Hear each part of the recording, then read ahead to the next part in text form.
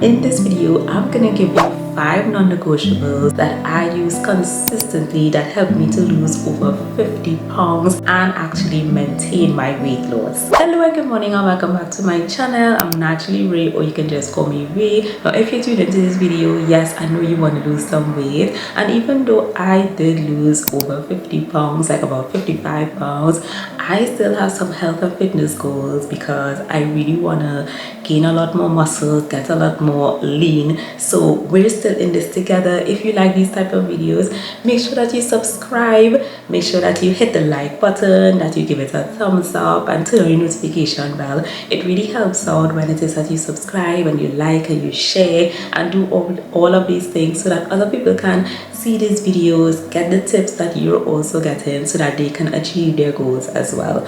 So I'm gonna start off with something that you may roll your eyes at, but I would always talk about it on my channel.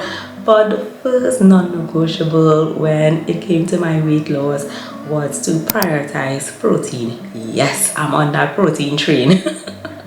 And the thing is, a lot of people talk about protein not just as a trend, not just as something that you just want to mention because everybody mentions it, but truly protein has played such a key role when it comes to my weight loss. Of course, protein is really good because it helps you to build muscle, to maintain muscle. It just keeps you fuller for longer. When it is you're on a weight loss journey, the only way that you are going to lose weight is by being in a calorie deficit. I do not care what anybody else says. You have to eat less than your body is consuming in order to lose weight. And we're specifically talking about body fat, because you could lose a lot of muscle, you could get skinny fat, and that's not what you want. You want to get smaller, you want to get leaner, you want to get stronger, but you need to prioritize your protein. Now, a lot of people, they kind of overdo it with the protein. I'm the type of person where I don't go into a lot of protein supplements and protein shakes. Now, if that works for you, that's fine, because for some people, they just need to, put them a little over the edge when it comes to the end of the day if they didn't meet their protein goals. So a protein shake or some protein supplements will help them, but for the most part, try to get your protein from like whole foods. Make sure you get your lean protein. Now, what is recommended is getting about 0.8 to 1 gram of protein per pound of your ideal body weight. So if it is that your ideal body weight is 130 grams, then you try to get around 130 grams of protein every single day. Now, that is actually a lot of protein. So even if you get close to 100 grams of protein, that will work really, really well for you. Even if it is that you are in the gym, you're lifting weights, getting that 100 grams is a really great place to start, and you can maybe increase it a little as time goes by, because you will need to know how much you should be eating for your height, your weight, whether you're male, whether you're female. Try your best to front load your protein, so don't skip out on breakfast. Get your protein first thing in the morning, maybe for each of your main meals. So for breakfast, lunch, dinner, you get around 30 to 40 grams of protein, and at the end of the day, you're not struggling and rushing to find out what I could eat, what I could drink, all the different things that I can do to get protein. If you do that consistently every single day, you should be able to get accustomed with how your body feels with the protein that you're eating, because you will notice it keeps you fuller for longer. And when it is that you're on a calorie deficit, that is so key. Yes, you may have a little less energy when you're a calorie deficit.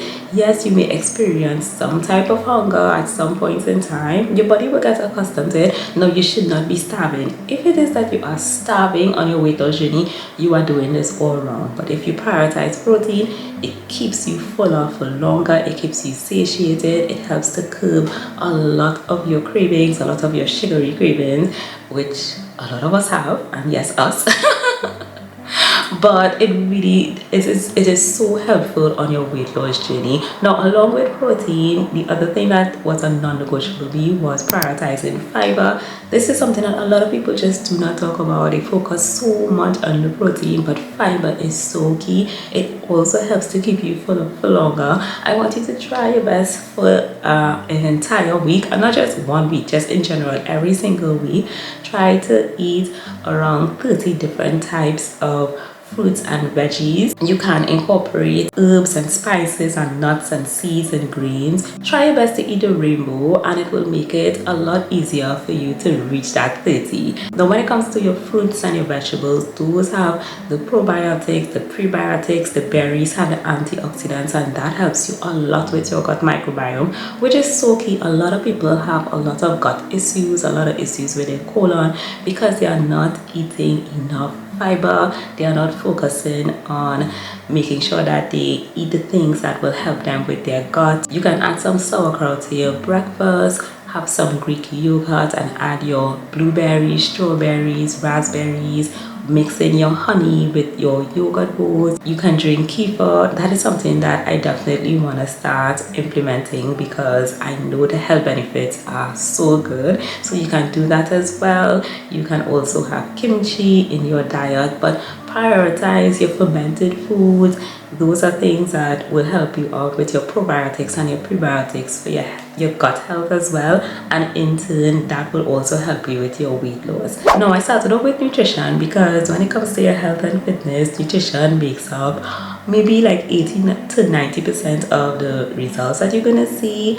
Of course, exercise is very important, and that's why a lot of people talk about getting in your 10,000 steps. And no, I always say, even if you get around 8,000 to 9,000 steps a day, you get some of the very same health benefits. So even if you don't go all the way to 10,000, it's fine. Now I walk around 10,000 steps a day because it's something that I've implemented into my lifestyle, and it's become pretty easy for me. You can walk around 1,000 steps in 10 minutes. Now if you know you live a very sedentary lifestyle, you sit down at your desk a lot, you just drive around a lot, you go home, you sit down, you maybe walk maybe what 2,000 or 3,000 steps a day.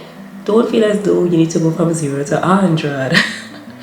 Start off slow and steady, small simple habits, and you do that consistently over time, you will be able to see the results. But just every week you walk an extra 10, 15, 20 steps. For some people, they may not be able to do it efficiently or do it properly because they have a lot of issues with their joints, a lot of issues with their knees. So start doing it slowly, and then over time you will be able to build up to the 8,000 and even 10,000 steps. Listen to a podcast that you like, that you're interested in. Listen to music that you like. If it is that you're on a walking path, watch something that is entertaining. Watch YouTube videos, listen to different YouTube videos, and that actually helps the time to pass really quickly. I would advise when it is that you're walking, try to stay in zone 2 cardio, because in that zone 2 range, because that helps you to burn a lot more of your body fat. So even if you don't know how to calculate it, basically walk at a really brisk pace where you're able to speak with someone, but you're not able to sing, and try your best to do that. Nothing is wrong with doing a leisurely walk, but moving at a really brisk pace. And that's why a lot of people talked about, but maybe are still talking about, the Japanese walking technique, because it kind of implements that brisk pace, which will help you out with your weight loss because you're burning a lot more fat. And obviously with cardio, which walking briskly, that's a form of cardio. It is so great for your cardiovascular health. Your heart health is very important. And along the lines of exercise, I want you to make sure that you're also prioritizing resistance training and strength training. Yes, your dietary choices, what you eat, what you consume, what you drink is key, but I would say hand in hand do your strength training and resistance training, because that is going to make sure that you get body recomposition, you build muscle and lose fat at the same time. You will look so much better, you will feel so much better. Muscle is so excellent for your longevity, for your bones. What muscle is going to do is going to make you look lean. You are going to fit into your clothes a lot better.